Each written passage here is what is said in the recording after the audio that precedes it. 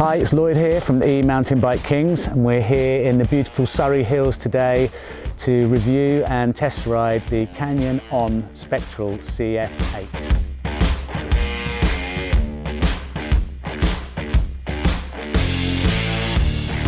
Let's talk about the battery on the Canyon. It's a beast. It's a 900 watt-hour battery, Canyon's own battery that they developed. They haven't used anybody else's, they've made their own.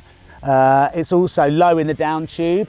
The total weight of the battery is 4.75 kilos, so that you can see why they've kept the bike light to try and keep that weight down, and the center of gravity is low, which is pretty awesome.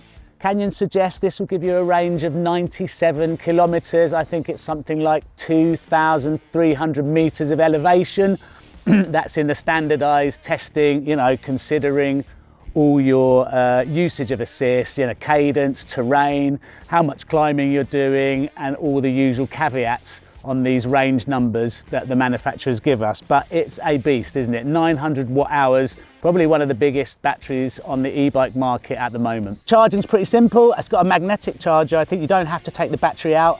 There is a plate underneath. You can remove the battery for charging, but it's got a clever little magnetic charger, a bit like your iWatch, iPhone, etc., and it just clips on and that will charge overnight. Canyon say it's a 4 amp charger, and Canyon say it will get you up to 80% in under 4 hours as well, so you can charge it very quickly indeed, and then ride off into the hills for the whole day. The 900 watt hour battery is seamlessly integrated into the down tube, as you can see. There is a 720 watt hour battery for the small frame. I think this is probably for smaller riders that want a little bit of a lighter weight bike. So the e-MTB verdict of this battery is, well, it's huge capacity, its ease of use, and how nicely it's fit into the bike.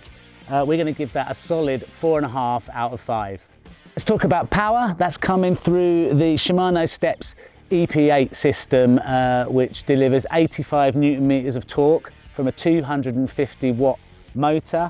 It's eco, trail and boost mode. You're managing your battery power, but you can adjust those easily with a controller to suit your riding style and the terrain you're on. Shimano's eTube app gives you options then to tune that motor and tune your modes via the app, depending on what style of riding you're doing. Maybe you're on a big day out, or you've got a long tour planned. You might want to dial back the boost or increase a little bit of the eco mode if you're traveling. You may be carrying an injury, so you've got all those options to tweak the power. On the test today, we're running it factory settings, but yeah, plenty of options for if you like to fiddle and tinker with your technology, then that is available through the Shimano app. The controller's simple and effective to use. It's not obstructive in the cockpit. It's pretty small, and it's got a handy, you know, just a single thumb operation to flick through the modes, and the motor delivers the power nice and smoothly throughout the ride. You know, it's nice to use. So for handling, Canyon have tilted this EPA motor on the frame of this bike to keep the battery weight really low. It's that huge 900 watt battery, so they've kept it nice and low by tilting that EP8 motor. Obviously, with all that weight being higher up the down tube, you can see how that might affect the handling. So that's how they've kept this bike light and agile and pretty maneuverable for its weight. The Steps EP8 does have its drawbacks. It's been reported that the feedback from the motor to the battery indicator can be a bit of a guess. So you think you've got 3 bars of battery, you're pedaling along, you change the boost, and suddenly it drops to 1 bar of battery and you're 30 kilometers from home. So I haven't experienced that personally, but that has been reported. And along with, I think with the tilting of that motor, there can be a ticking, knocking, a bit of noise through the frame, transmitted through the frame, which can be disconcerting at first.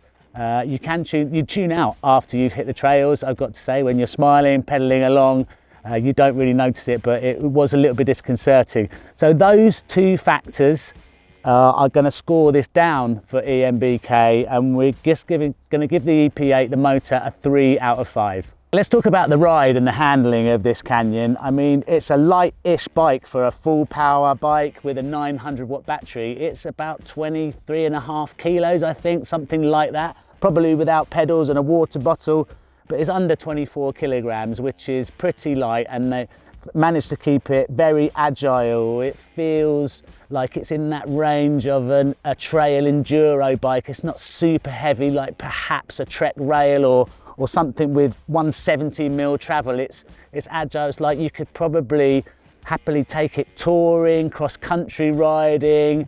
It pretty much covers all of my type of riding that I want from an e-bike. Canyon have slackened it out a little bit. The seat angle is a little bit longer. The chainstay is something like 5mm longer, so it's slightly longer than it used to be, a little bit more reach, but it still feels really planted and a really playful trail enduro style bike. The Spectral, it's been redesigned, but it's not super long and it's not super slack, but it is improved on previous iterations.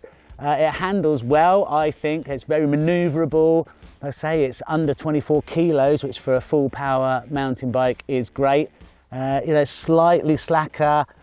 Slightly long. I think there's like 5mm on the chainstays and degrees here and there where they've made it, tried to make it a little bit more contemporary. It is progressive, but it's not the most progressive e-MTB out there at the moment. We've talked about the low center of gravity and that weight distribution, and it's pretty even across the bike. It doesn't, the back doesn't skip off any terrain and the front doesn't bounce over anything. It's fairly balanced, and it has got that lively, playful feel to it. It's very lively bike. It's running a mullet setup, so it's 27.5 on the back, 29 on the front. It's a carbon front with the aluminium rear, so it's nice and stiff as well. It's not too sloppy, it's not too light. It's a great all-round handling bike, and for that reason it's getting an e-MBK score of 4 out of 5. Let's talk about money. This is the CF8. It sits in the middle of the Spectral range. There's the CF7 below, a CFC, I think is a full carbon one above it. But this bike in the UK retails at around £5,600, which is about $7,000, give or take. Obviously, if you get the smaller battery in the smaller size, I think there is a reduction in price for that. I think it's about 300 UK pounds. At this price point, is the Canyon CF8 the bike for aggressive downhill riding? Probably not. At this price point, there are other alternatives available where you get bigger travel. The Cannondale Moterra carbon bike, I think, is probably around the same sort of price and probably more suited. You get better value for your money going for an option like something like that. Because this is essentially a trail all-purpose enduro type bike. So if you are taking bigger hits or riding big terrain all the time, other alternatives probably at that price point, you're probably best looking there. So that's why we're going to give this score 3.5 out of 5.